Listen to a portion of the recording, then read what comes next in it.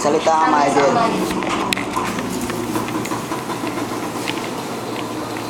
Minutes. Ilang oras ba? Sige na.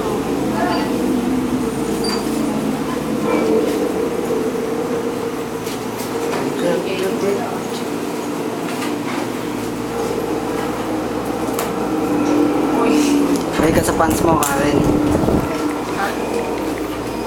Ay, ito.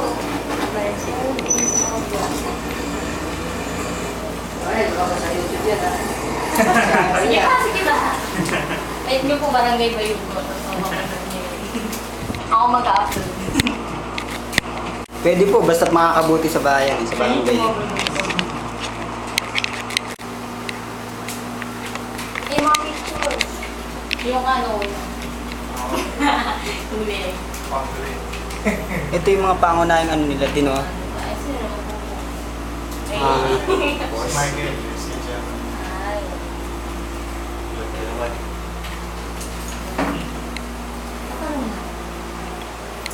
Ay, sige. Masikap. Isa.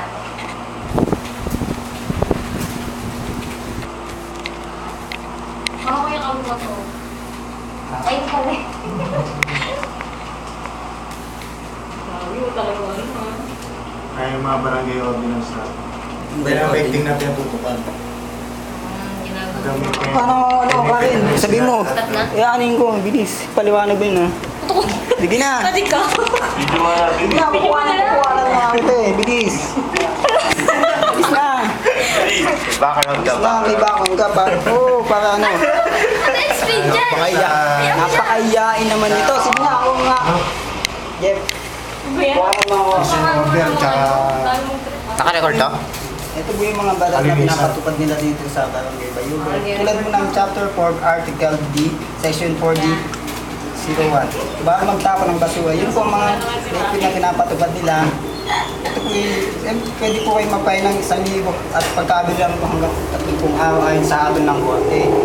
Dito naman po sa Chapter 5, Article C, Section 5C, 01, bawal din po limayon ang mga kabataan na may edad na 18 taong gulang pababa mula ng alas 11 ng gabi hanggang ika-4 ng umaga.